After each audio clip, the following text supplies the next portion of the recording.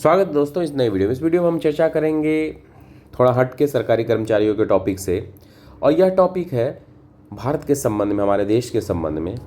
कभी आपने सोचा है कि भारत की एक अलग ही लड़ाई कई एक सालों से चल रही है, जिसे मैंने एक पेपर में आर्टिकल के रूप में बहुत खूबसूरती से देखा, इंडिया साइलेंट बैटल।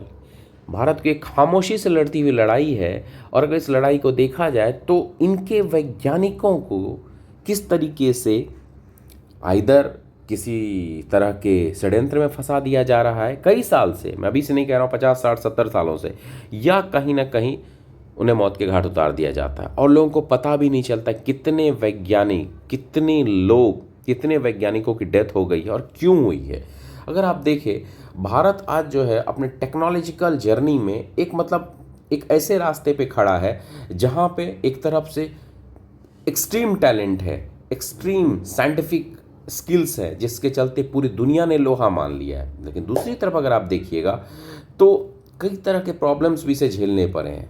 अब ये प्रॉब्लम्स की अगर हम चर्चा करें तो ये जैसे लगता है कि एक गृह युद्ध के जैसा या एक सिविलाइजेशन का वॉर है, जो वॉर वेस्टर्न ने छेड़ा हुआ है। वेस्टर्न कंट्रीज़ ने, कौन सी कंट्रीज़ है आप बड़ी भली भांति जानते हैं, ने भारत के साथ छेड़ा हुआ है। उसे कहीं ना कहीं ये लगता है कि भारत को उसकी पूरी क्षमताओं का इस्तेमाल करने के लिए नहीं दिया जाना चाहिए।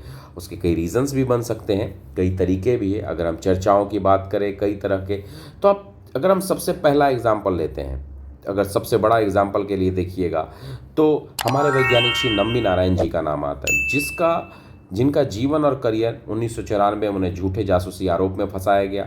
उसके बाद जबकि वो काम कर रहे थे, क्रायोजेनिक इंजन के विकास पे काम कर रहे थे, अंतरिक्ष बहुत महत्वपूर्ण, और उनके ऊपर ये आरोप लगाया गया कि उन्होंने पाकिस्तान को कई तरह के सीक्रेट इन्फॉर्मेशन बेचे थे।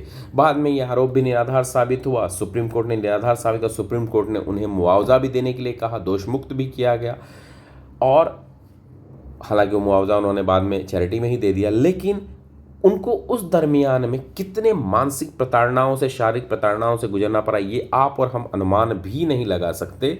इसके बारे में हम समझ भी नहीं सकते कि कितना ज़्यादा उन्हें परेशानियों के दौर से गुजरना पड़ा होगा। अगर नम्बी नारायण जी की कहानी को, एक आदमी के पीड़ा के बारे में बात करें, तो हम नहीं सोच सकते कि किस तरह के दौर से गुजरे। अगर इससे पहले कि हम थोड़ा और पीछे चले जाएं तो हम देखते हैं भारत के परमाणु कार्यक्रम के जो पिता थे, होमी जहांगीर भाभा, परमाणु कार्यक्रम के पिता माने जाते हैं। तीसरा देख लीजिए, भारत के अंतरिक्ष के जो अग्रणी रहे विक्रम साराभाई जी, इन सब की जो मौत हुई है संदिग्ध हालत में है। और अभी हाल ही में एक चीज़ को अगर देखिएगा 2021 में, तो इसरो स्पेस एप्लीकेशन सेंटर के पूर्व निदेशक तपन मिश्रा, इन्होंने फेसबुक पोस्ट में खुलासा किया था कि 2017 में उन्हें आर्सेनिक पॉइजन दिया गया, और जिन्हें ठीक होने में 2 साल लग गए, और जिन्हें ठीक होने में जो 2 साल उनके प्रयास में लगे, उनका असर आज अगर नम्बी नारायण जी क्रायोजेनिक इंजन के प्रयोग के दरमियान में फंसे नहीं होते, होमी जहांगीर भाभा जी का इस तरीके से, विक्रम साराभाई का संदिग्ध स्थिति में मौत नहीं हुई होती और कई वैज्ञानिकों की डेथ नहीं हुई होती, तो उस स्थिति में हमारा किस तरीके का असर होता, हमारा वैज्ञानिक जांच कहीं पे पहुंच जाता, कहाँ पहुंचता नहीं पहुंचता, ये हम सोच भी नहीं सकते। लेकिन इसी को रोका गया, और ये हमेशा से होता आया है। अगर देखा जाए, कहा जाता है कि एरोप्लेन की खोज तो राइट ब्रदर्स ने की, लेकिन अगर कहीं उल्लेख में देखिए तो महाराष्ट्र के शिवाजी सामंत शायद नाम था, अगर मैं गलत हो रहा हूँ तो रेक्टिफाई कर दीजिएगा, उन्होंने बहुत पहले ही एरोप्लेन के बारे में बताया था, हमारे पुस्तकों में दिया गया है। न्यूटन ने खोजा गुरुत्वाकर्षण का नियम, लेकिन भास्कराचार्य जी के न्यूटन के नियम के बहुत पहले खोज हो चुके थे। और आज इस चीज़ को मैनचेस्टर यूनिवर्सिटी ने अपने बुक में, अपनी यूनिवर्सिटी के बुक में डाल दिया है। वो न्यूटन के ग्रेविटेशनल फोर्स को ना मानते हुए भास्कराचार्य का वहाँ पे नाम का उल्लेख किया। और ऐसे कई चीज़ें हैं, और ये कभी हमेशा से सभ्यताओं का संघर्ष होता आया है कि कई बार भारत की रिसर्च, भारत की चीज़ों को हटा दिया गया। अगर आप देखिए, एक और चीज़ जिसके मैं वीडियो बनाऊंगा, लेकिन एक जिक्र करना चाहता हूँ कि जब हमारा नालंदा विश्वविद्यालय जला तो लगभग 90 लाख पांडुलिपि थी, हैंड रिटन पांडुलिपि, वो गायब हुई, जली या क्या। अगर वो आज रहती तो भारत कहाँ पे उत्कर्ष के जगह पे पहुँचा होता, इसके बारे में भी आप जरा सोच के देखिए।